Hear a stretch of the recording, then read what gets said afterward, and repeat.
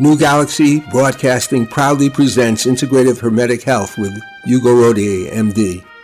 In this program, we explore a powerful new paradigm for health from the standpoint of integrative medicine. In his practice, Dr. Rodier integrates the ancient Hermetic art and the enduring role of food as medicine with modern nutrition, but also allowing for the wide range of important health practices, including truly valuable medical discoveries, chiropractic, acupuncture, homeopathic, and herbal medicine.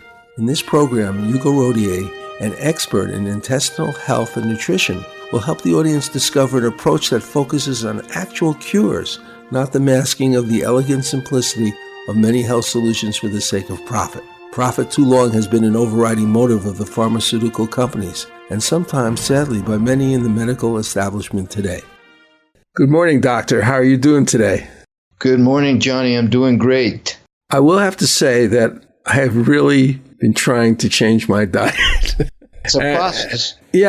What I've done is I've really significantly cut down sugar and things like bread and so forth. And I was really feeling sick. And I suddenly, after doing this, I suddenly got a charge of energy back. And I started to feel like myself again. But I can see the absolutely traumatic results on almost a daily basis if I don't follow this diet. So that is a plug for the Rodier diet. Well, it's a plug for good principles of eating that belong to all of us and good research to back it up. You know, we've known about these things for millennia. Okay, I got a question for you because I've been exploring this question and I think you know about it. How do we get rid of fat? Once we start to, we start saying, okay, I'm going to lose weight and I'm not going to eat this much and I'm not going to, I'm going to exercise and everything. But how do we actually lose the fat? Well, I think the main answer is that you burn it off. So it's like stored fuel, stored energy. So the main way that you get rid of fat is by burning it, by using up the stored energy. Of course, there are byproducts to doing that. Water is one. Another one is ketones. So we're talking byproducts now, right? Because the main way to get rid of fat is energy consumption. And then from Australia, and we were talking about this, we now hear that a whole lot of the byproducts of fat burning is carbon dioxide, which makes perfect sense when you consider that that's what we get when we burn energy in our cars, our fuels and all that. So it's not surprising, really, when you think of it, that we would put out carbon dioxide as well, just like our cars do when they consume fuel. So that most people would take most people by surprise that we're putting out carbon dioxide too. And I don't know that changing your breathing techniques would accelerate burning the fat if somebody thinking that out there, because we always look for easy ways to look fat. So don't start panting anytime soon. Well, according to what I saw is that 84% of fat is breathed out, or the byproducts of fat is breathed out in carbon dioxide, and 16% in water. Yeah, that's a lot. I did not know the percentages, so thanks for pointing that out. Well, what I think is maybe we should breathe oxygen so we can exhale. We should breathe in hydrogen so we can exhale oxygen. and we could reduce carbon dioxide. We could reduce carbon dioxide and change the climate. Wow, you're taking ecological issues to a new level. Yes, it's all a matter of breathing, and, right. and we have to stop breathing the way we're breathing. Yeah, it's probably worse than cars. Yeah. What do you think? I don't know. Maybe we would need the defroster in the car when it's cold if we stop breathing. Yeah. If you find a way to stop breathing, let me know. But I was saying we should breathe hydrogen. Now that might take a little bit of genetic manipulation, but we love to do genetic manipulation these days. Well, don't hold your breath. We're waiting for someone to come up with that. Okay, well, let's get into our more serious discussions. This one is kind of astounding. We have a lot of very interesting little articles today. And this one says that sustained weight loss is tied to breast cancer risk reduction. In other words, if you lose weight, and you're a woman, and you are going to substantially help yourself. Let me read a little bit of this. Is that okay? Yeah. Okay, so this was actually reported in Time magazine. It's from research from the Journal of National Cancer Institute. And the new research provides encouraging evidence that for women 50 and older, virtually any amount of sustained weight loss translates to a reduction in breast cancer risk. Now, they did a study of 180,000 women over 50 years of age in U.S., Australia, and Asia. Now, I say that's a pretty good-sized study, right, Doctor? Oh, yeah, for sure. And it says the study showed among women not using hormone therapy, which is sometimes used to replace hormones lost during menopause and has been linked to breast cancer risks, losing about 4.5 pounds and keeping it off seemed to be enough to drive risk down around 18% compared to a woman of similar starting weight who did not lose any. Moreover, sustained weight loss of 20 pounds and up corresponded to 32% lower risk. And then NBC also was looking at this, and there is a report. I think this is something that we've discussed recently about research, that this research did not prove cause and effect, but only indicates an association between weight loss and reduced risk of breast cancer. And well, that's disturbing. That's disturbing that they would say that, because we've known there is a cause and effect. It just that a whole lot of researchers are very shy about nutritional issues and diet issues. And it's sad, but this needs to change. Women need to hear, and men, because the prostate hear, same thing. Well, another thing here that's strange about this research is that even among those women who lost 20 pounds or more and gained some of it back, there was still a lower risk of breast cancer compared to those whose weight remained stable. Yeah, we can explain that. Okay, go ahead, because I can't. Well, number one, this whole thing about weight loss and the immune system and cancer and excessive sugar, which causes a fat buildup, won the Nobel Prize in 1931. Dr. Warburg made it very clear that eating a lot of sugar, which then turns into fat, is associated with a higher risk of cancer. I mean, this is Nobel Prize winning material that these researchers are saying, well, there's no cause and effect. It gives me pause. And the cynical part of me says, NBC News, Time Magazine, or all these media outlets, 1/3 of their income, if not more, is from pharmaceutical commercials. So, follow the money. As far as the point that you lose 20 pounds and then you gain some back, that's also pretty clear in my mind because of xenoestrogens or endocrine disruptors or chemicals out there in the environment that have an estrogen effect on our bodies. Yeah. So they're foreign, if you will, xenoestrogen.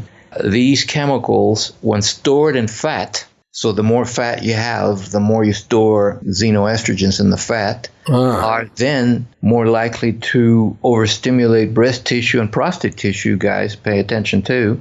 And so when you lose a whole lot of fat, you lose a lot of stored xenoestrogens, if you will. So you may regain the fat back, and then slowly the xenoestrogens will follow and accumulate again. But in that period of time when you have gotten rid of the xenoestrogens, and then you starting to build back before you store some more xenoestrogens, you can see that the lower risk of cancer is thereby explained. Does that make sense? Yeah, it does. It just it has to do with the timetable of some of these xenoestrogens getting back into the tissue. Right. One of the xenoestrogens we talked recently about was BPA. Right. Exactly. And let's just go into again for our viewers' sake the types of things that xenoestrogens are in. Sure. Yeah. Well, we know that there are about over 800 chemicals out there that have an estrogen effect on our bodies. That's a lot. And sadly, we all have them stored in our bodies. We all put out xenoestrogens in the urine. And they are plastics. The two big chemicals in plastics that have been shown to be xenoestrogens are BPA, bisphenol A, which is found in dental ceilings, water bottles, and the lining of aluminum cans for the most part. Then phthalates, another chemical in plastic. The phthalates are there to make plastic bottles more softer, more malleable. And the BPA is to make plastics more clear, more see-through. Then after plastics, you've got pesticides. A whole lot of pesticides have an estrogen effect. Then heavy metals. Of course, heavy metals are everywhere. And I just mentioned aluminum. That's perhaps the biggest heavy metal that we're exposed to. Well, I'll tell you what. The other day I was looking at woks to buy a wok, and I rejected the ones that had aluminum. Oh, well, let's talk about aluminum, because I was just shocked to be around my family, no names necessary. They did not know that antiperspirants are aluminum-based. Mm-hmm. Further, they did not know that aluminum has been linked to not only endocrine problems, hormonal problems, such as what we're talking about, but also neurologic problems and a higher risk of Alzheimer's, which is an epidemic in our country. Wow. That is amazing. So do you want to have dry armpits? Yeah, who doesn't? But you can cut down a whole lot by using deodorants that don't have aluminum and sodium lauryl sulfate, another problem with deodorants, which is also found in toothpaste. But yeah, look for brands like Crystal or Tom's if you want to find deodorant that doesn't have aluminum. And I tell you, the sweating in the armpits is a sure reflection of stress. Notice that when you're working out, very few people sweat under the armpits. And so it's stress-driven, sweating under the armpits. And so learning to relax, use wet armpits as a signal that you need to cool down and turn off the stress and manage it better. That's what I try to do if I find myself wet in the axilla. I tell myself, you got to chill out, dude.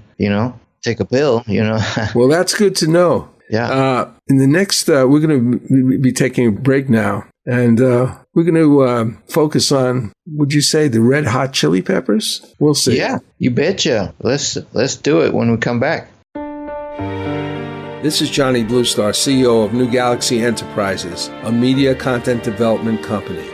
The original productions by Amazon, Hulu, and Netflix in particular has opened up a new and powerful form of television that has both global income and still unexplored profit potential as convergence between offline and online media continues to blossom.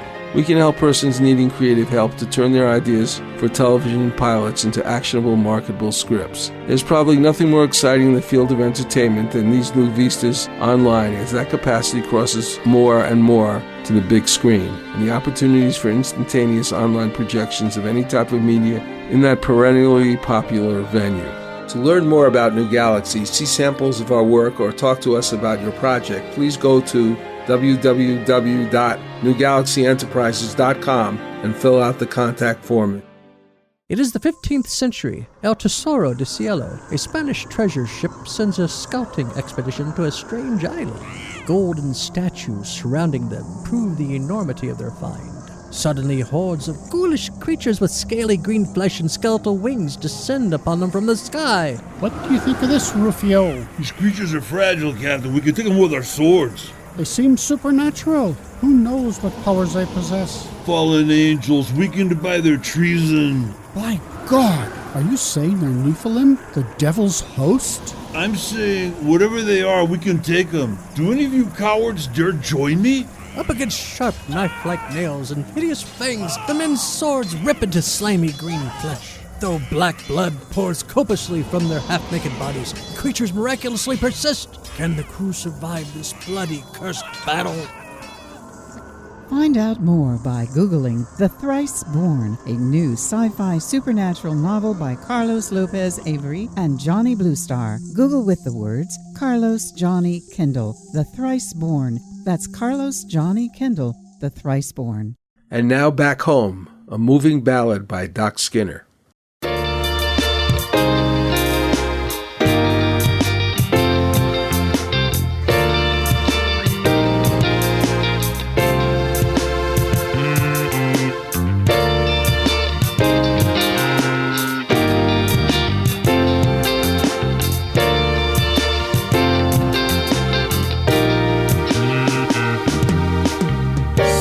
Winds were blowing, grabbed my hat hit the freeway. Tired of country life, headed for the open highways to the city. Now fire's burning and my feet are aching to roam. I can't wait to make my way back home. There's a road that takes you back home, my friend. There's a road that takes you back home. There's a road that takes you back home again. I can't wait to make my way back home. There's a road that takes you back home, my friend. There's a road that takes you back home. There's a road that takes you back home again. I can't wait to make my way back home. Time won't stand still to think about living easy. Why'd it take so long to grab my hat? Cause I was lonely. Still the fire's burning and my feet are aching to roll. I can't wait to make my way back home. There's a road that takes you back home, my friend. There's a road that takes you back home. There's a road that takes you back home again. And I can't wait to make my way back home.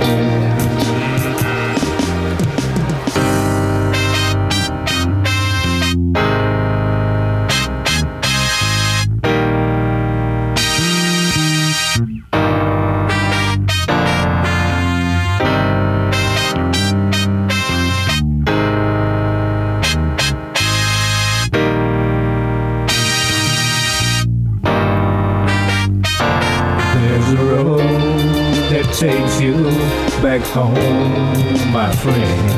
There's a road that takes you back home.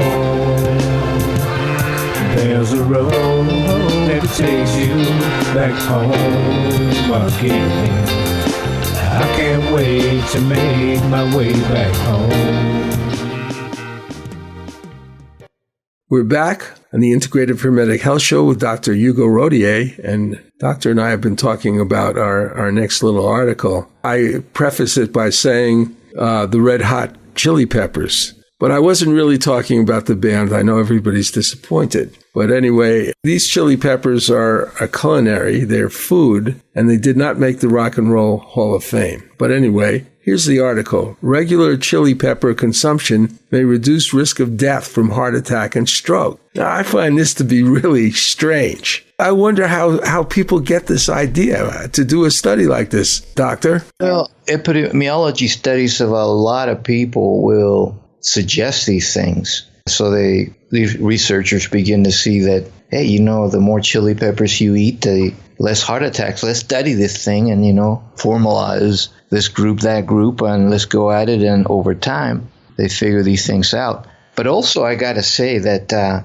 whole lot of this type of research is sort of embedded in the ages, meaning tradition from way back. That's how we find out about most herbs, and then they get studied. But I think folklore alone, or we can call it folklore, if you will, and to dismiss all those wonderful, wonderful evidence, and we do it at our own peril. To answer that question, I got to say that, culturally, I grew up American, French, and Chilean, and Chile is well known for very, very bland food, which is very surprising to most people because the name of the country would suggest that they eat a lot of chili. They don't. Chilean food is very bland. And so, often I run across people say, oh, you're from Chile, you must like hot food. No, I don't. Anyway, so because of that, I have not been that fond of chili peppers, just sort of pushing back, if you will. And,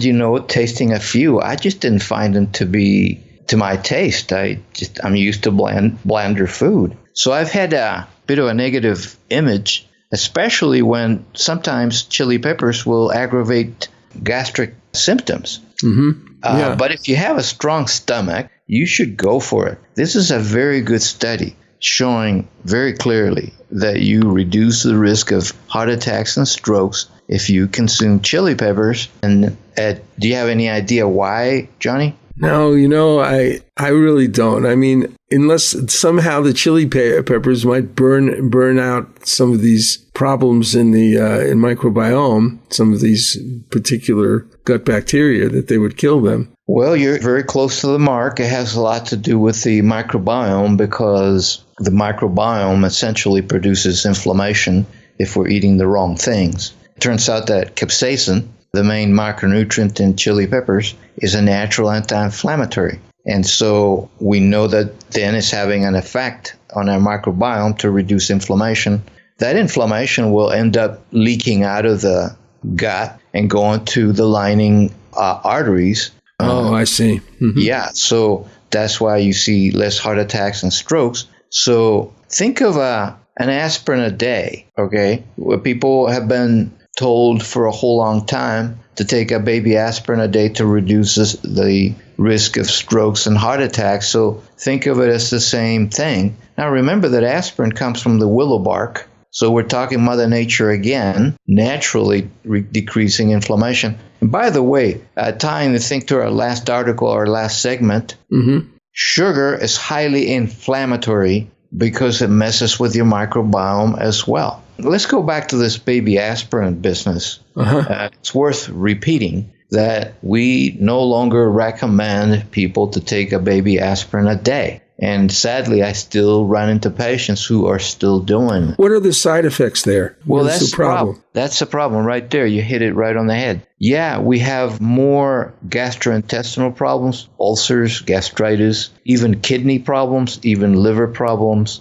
So the benefits are there. It's just that the cost is higher if you have not had heart problems. But if you have had heart problems, you're not changing your diet, doctor gives you a whole lot of medications, yes, take a baby aspirin, because then the benefits of the baby aspirin outweigh the risks we're talking about. So just to repeat, if you're healthy, do not take a baby aspirin a day. If you want to thin your blood, reduce inflammation naturally, eat chili peppers and or turmeric. Use a lot of turmeric in your meals. Curry, don't be in a hurry. And you can take curry, turmeric in capsules as well if you don't like the taste. But turmeric, it's amazing. We've sang the prices of turmeric many times. Well, could you kind of explain the effect on the immune system and why it is so potent? Yeah. Well, again, it works on the microbiome. It decreases inflammation.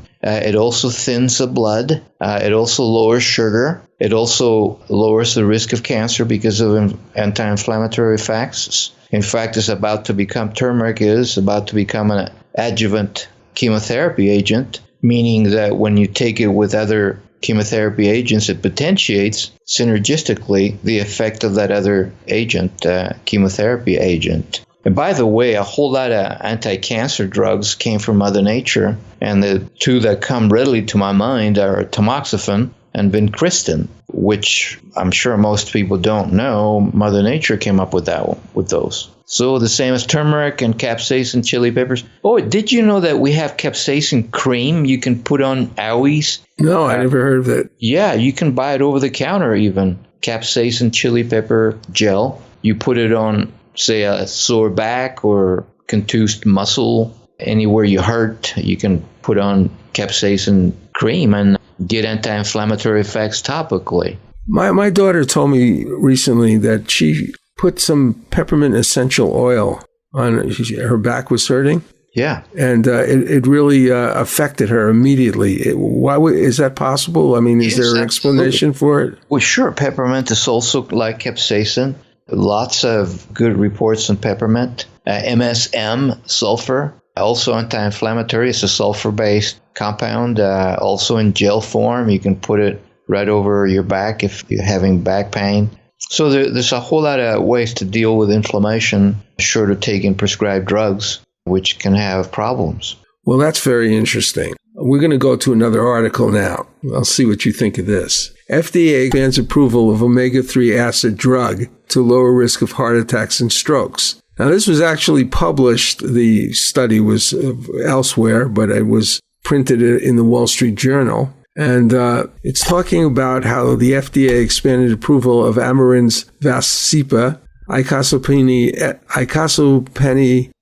oh my God, icosapent ethyl. Is that correct? Yes. To reduce the risk of heart attacks and strokes in patients at high risk. Now, this is because there was an advisory panel that said unanimously to recommend this drug, which is a highly purified form of omega-3 fatty acid to lower high triglycerides, a type of blood fat that can increase the risk of heart disease. So this is a drug that is derived from fish oil and offers higher dosage of omega-3 fatty acids than those available in the fish oil supplements taken by millions of Americans. Well, thank God for Big Pharma, huh? They managed to deal with fatty acids. Tell us a little bit about this. Oh, this article is just redolent with a lot of stuff between the lines. I love it. Yeah. Okay, it is true. Omega oils are great for the heart. We've known this for millennia. They have reduced heart attacks and strokes. I remember 30 years ago me touting the benefits of omega oils and getting called a quack, snake oil salesman. Never mind that cowboys went out there to buy snake oil because it worked. It reduced inflammation as well after a hard day on the saddle. In the saddle. I never know how to say it. Is it on the saddle? It's back on the saddle again. Okay. Yeah. So cowboys welcome snake oil. They noticed that they had less pain, so enough for the pejorative use of snake oil. But yeah, there's no doubt that omega oils will help and reduce triglycerides. But the article, it reveals a whole lot of hanky-panky going on. All right? Okay. Number one, the article doesn't tell you at all. The obvious message is not fat that causes heart attacks and strokes. It is sugar. And so, look, you're using a fatty acid. You're using fat to reduce the risk of heart attacks and strokes. So when are we going to quit demonizing cholesterol? All right? Mm-hmm. And we've talked about that. Yeah. Number two, the article is very, very revealing because, like I said, omega oils used to be quackery until the pharmaceuticals put out Lovaza. Does that ring a bell? Not too much because I don't pay much attention to Lovaza came out like 10, 15 years ago. It was the first omega oil drug. It has EPA, DHA, the main two omega-3s. And they started singing the praises of omega oils like you wouldn't believe. Overnight, omega oils are now good for you. Wow.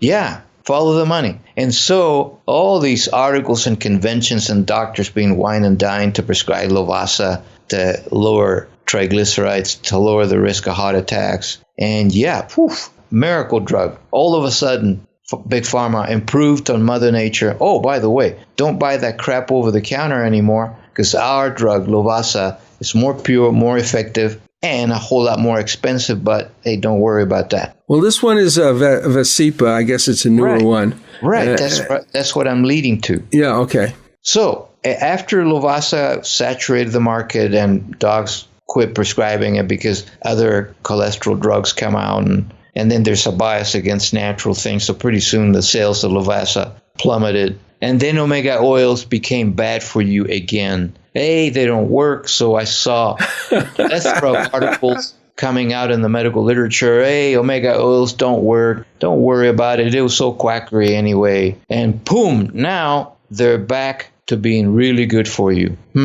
Because we have a new fandangled drug out there, Vascepa. And so this is really going to work now. And so, look, I'll probably use it on my patients. I'm not saying I won't. I'm just telling you the background to how Big Pharma works. And so follow the money. I will say we need to compare. There are other drugs, other pharmaceuticals out there that have omega oils like Ipanova. and Omtrig. Where do they come up with these names? I mean, I tell you, it's amazing. Well, I think the names are designed to make you feel that this is scientific. Exactly. And therefore they lose this sort of color. Yeah, incomprehensible name. All right, so let's compare them. Lovasa and Vasipa, let's leave the other two out. Turns out that Lovasa has EPA and DHA, okay? Whereas Vasipa is only EPA and double the amount that you find in Lovasa, but it has no DHA. I would prefer to take Lovasa, which has both EPA, DHA, thinking that a more balanced approach, more complete approach might be better. But I don't know. I'd have to have a study comparing Lovasa and Vasipa head to head to be sure. But in my gut feeling is that we want to use both EPA, DHA, the omega oils, 3 oils that have been most studied. So that's my take on this article. Probably not too many side effects, though, right? Because it's pretty much omega oils, right? No, you're taking something natural. I don't know of significant side effect. But again, it's worth repeating. This proves that it's not fat that's causing problems, although I would cut back on animal fat, but sugar. And if you want good fat, load up on nuts, avocados, and fish. Okay, we're going to have to take a break now, and we'll come back with another exciting moment when we discuss what I guess you'd say the stuff of the magic mushrooms. The highlight of the show. Yes, exactly. My company, New Galaxy Enterprises, is a California corporation specializing in the creation of media and promotional content. We are focused on original, innovative projects that are good for humanity. These projects could be nonfiction books or novels, fictional screenplays or documentary content, websites and website content, commercial advertising content for print, audio, or video products on the internet, television, or radio, musical scores for advertising, television, or film, video, audio editing, etc. We want to promote products and projects that support the environment, encourage a healthy experience in living, developing, nurturing, and useful technology, and offering platforms for positive, socially constructive entertainment or informative, transformative media. Our experience in creating a variety of products like this is rather vast, and we offer client-based and collaborative products, as well as the opportunity of active investors to join us in the creation and promotion of proprietary products, some of which are in latter stages of development. For more information, go to www.newgalaxyenterprises.com. That's www.newgalaxyenterprises.com. If you're interested in talking to us, just fill out the contact sheet and we will get back with you. If you're not fond of books, you may be interested in watching Dr. Rodier's slide presentation on his website, hugorodier.com. That's HUGORODIER.com. It lasts 48 minutes and explains the simple roots of all diseases with pictures and graphs that are easy to understand. The presentation includes basic principles of physics, philosophy, anthropology, and history to truly integrate the most vital pillars of human health. And now a sample of a song called Your Kisses Never Die, written by composer Edgar Ahrens and myself as lyricist, and performed by the amazing Patricia Welch. We must have known this place before, where waves crash cruelly on the shore, and wind carves out remorseful rules in deep shadows on silver dunes. I know your touch, your smell, your glance. This could not be some trick of chance. We whirl around this windswept beach, entranced by love beyond our reach. Your kisses never die. They live inside of me. They linger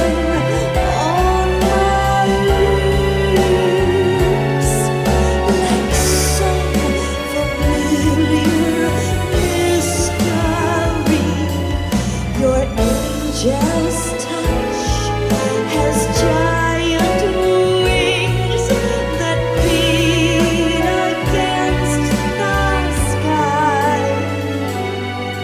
Your kisses live inside of me, in spite of me. They never die. They never die.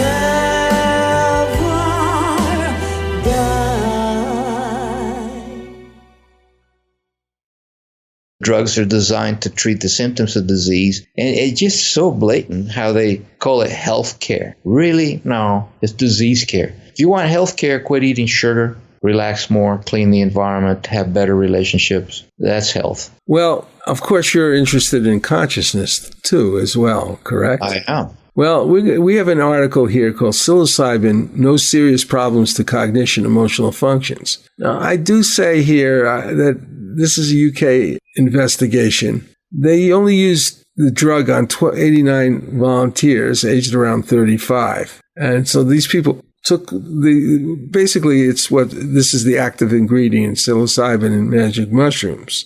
This says it was the largest controlled study of psilocybin, and they concluded that the psilocybin caused no serious problems, including to participants' cognition, emotional functions. And these were presented at the American College of Neuropsychopharmacology. But I think this is an awfully small sample, don't you? Yes, but we gotta talk about why it's so small. Let me start by talking about marijuana. Another article in the Salt Lake Tribune this morning, how they're having a problem. They're about to launch medical marijuana in Utah in March, but they're having problems finding doctors willing to prescribe it. Yeah, because it's Utah, right? Exactly. And so the thing about researching psychoactive drugs out there that Mother Nature put out, we still have a very puritanical, prohibition-driven approach, even among scientists. Well, go ahead.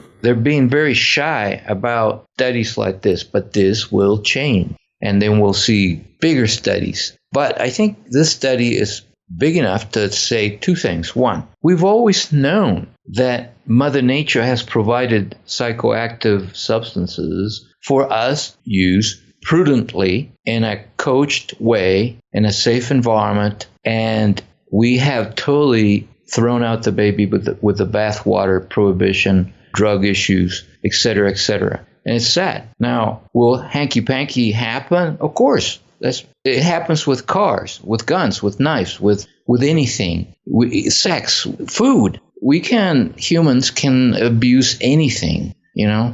Yeah, it's part of the human condition. Exactly. Even oxygen can be abused, even water. So the point being that I wouldn't worry about the size of the study. This will get better. And it only proves what we've always known. Psilocybin is a good tool for a lot of people who might need some therapy for depression, anxiety, but also to go on self-exploring journeys of consciousness, which I highly recommend. Now, most people can go on these journeys without drugs, without peyote, without marijuana, without psilocybin, maybe beating a drum or deep meditation or music or a beautiful sunset or gazing into your lover's eyes. But the search for meaning, the search for who we are and how we fit in the universe is a question, a journey that we have been on since the dawn of mankind. And I believe that the answers lie there. Because the minute we find out who we truly are, we will have nothing but kindness towards ourselves and our fellow man. And so anything that can help us on that journey without it being abused in a safe environment, I'm all for it. One of the things that Gurdjieff, who I've studied quite a bit, he said he would say that a lot of times these drugs were used, say, by shamans and other types of people who were involved with consciousness to give a peek into the future of, like, in other words, if you practice certain consciousness, natural consciousness, not based on any kind of substance, but just your, like meditation, you'd eventually come to some of these states, but it gives you a sort of a picture of the future possibility. But the other but the problem that I have, because I grew up in I came of, my adolescence was in the 60s. Okay. And some really horrible things happened. Yes. One of my friends basically became a heroin addict. Right. After, and then after high school, where we had this tremendous amount of marijuana in high school, but other things too, but mostly marijuana, I would say. And another of my friends, as the thing progressed, did harm to himself. And then another person in my school, I had left school for a while, and I came back, and this guy had been drawing tarot cards, but taking a lot of LSD, and he fell out of a window, and he actually survived a few hours before he died. And then they found his body. And so I saw a lot of things. I saw a lot of distortions of people's sort of their personality. I saw personality changes. Yes. So what I'm saying is I believe that it has a function. And it has a sacred function. Mm-hmm. Peyote has been approved by use of I believe the Apaches, for a long time. Mm-hmm. But I do not believe in the value of recreational marijuana. I believe in medical marijuana. I think there's a lot of reasons to think it's a great thing. And I believe that, magic mushrooms and all these other things have a function. Mm-hmm. But I don't think the function should be unleashed just as a social activity. And I know that there isn't really very much in our culture, aside from, say, the Native American culture, that really has a place for the consciousness development of use of these products, where it's isolated for that purpose. Well, most people agree with you. I don't think most people even know about the use of these things for developing consciousness. Well, what I meant is about keeping a leash on these things. Yeah, but often for very irrational reasons. Right. So where do you draw the line? I believe that line is drawn by our past experiences, as you well pointed out, on account due to those negative past experiences. You've drawn the line where you have, and we have to respect that. What we would need is legislation that would actually mandate the creation of certain types of centers that were, with people who were somewhat trained in it. I'm not saying necessarily doctors, but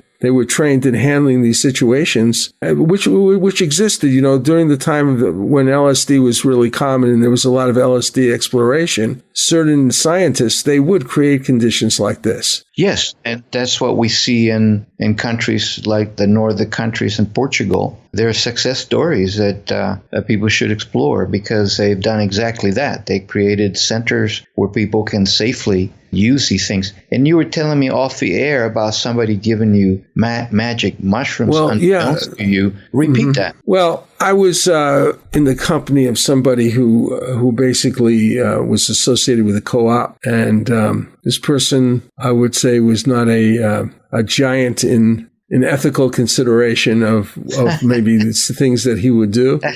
And he gave me some mushrooms, and I was very happy with it. He just picked them out of a bin, as I remember. And I ate the mushrooms, and they were good. They tasted good. And nothing happened. But when I came home, I went into an entirely different space. And I have to say, it's horrifying to go into a higher level of consciousness that you probably, maybe even if you took drugs, you'd hardly ever get to that point. And now you're spontaneously going there. You think you're completely insane. And I lost track of a lot of things. Like my normal perception was vastly altered. And I was terrified. But somehow, if I remember correctly, he was outside my window and he told me that. He laughed, said, "Hi, how you doing, man?" I said, "I don't know what's going on." Well, when I came down, I realized that this was an incredibly dangerous thing, because I don't know what I would have done if I just reacted fairly quietly. You know what I mean? Well, it's reprehensible,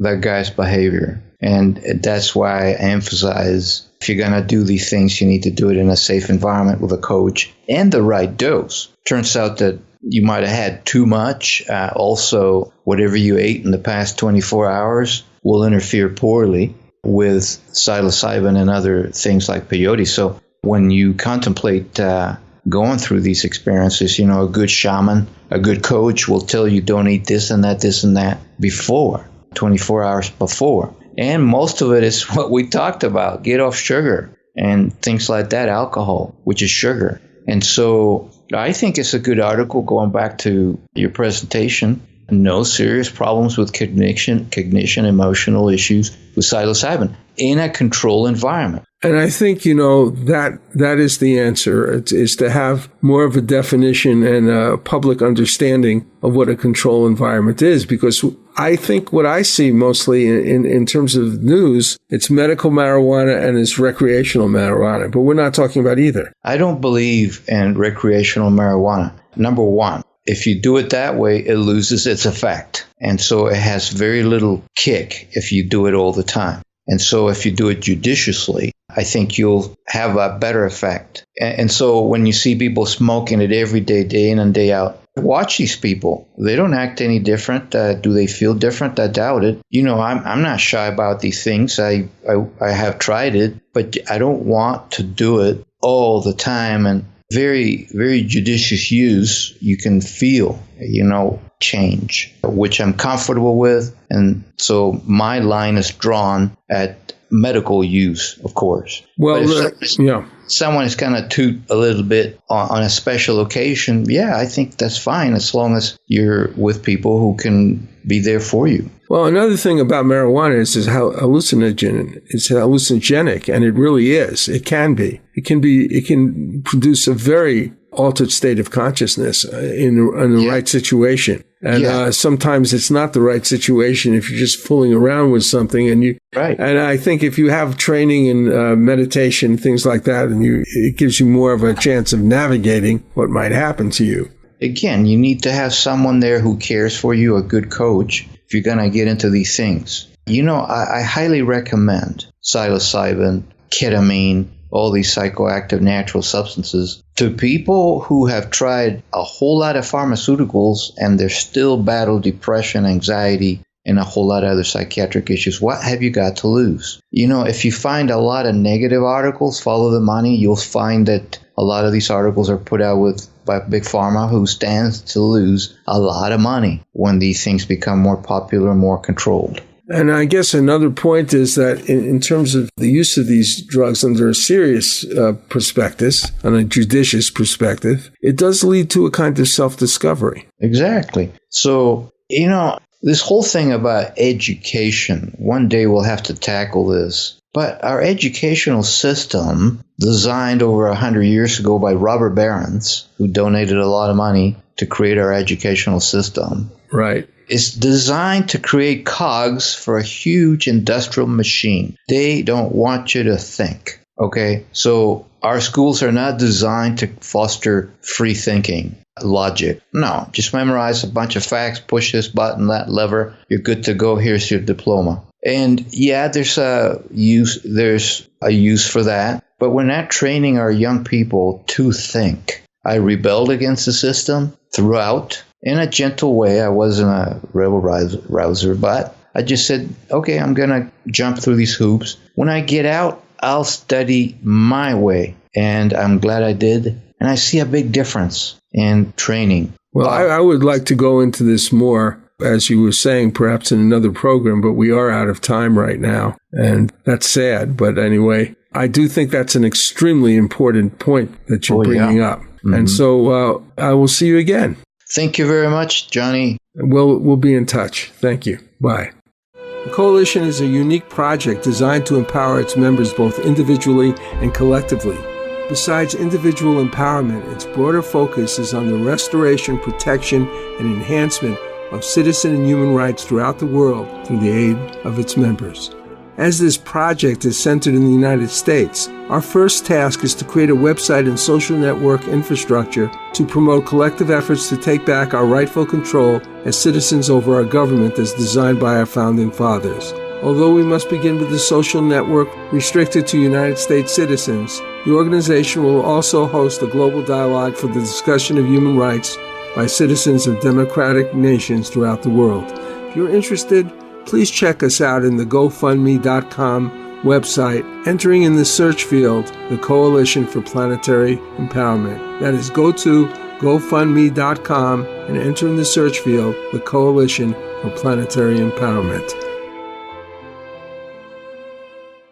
For more information about Dr. Rodier's practice, books, blogs, and newsletters, contact Hugo Rodier, MD at www.hugorodier.com. That's HUGORODIER.com.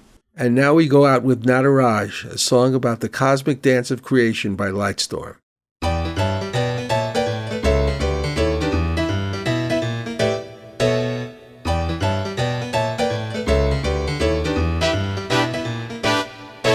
His first step calls creation forth, and then the dance begins.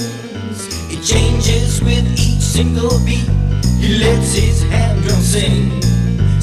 Nataraj keeps dancing on and on.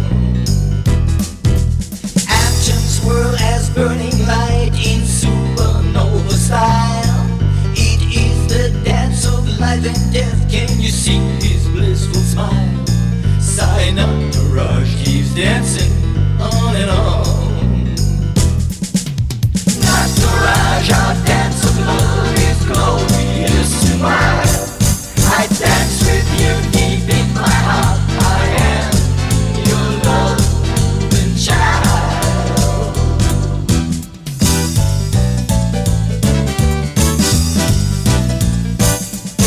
All forms and names appear within his whirling, spinning light, as body, mind, and soul appear in waves of day and night.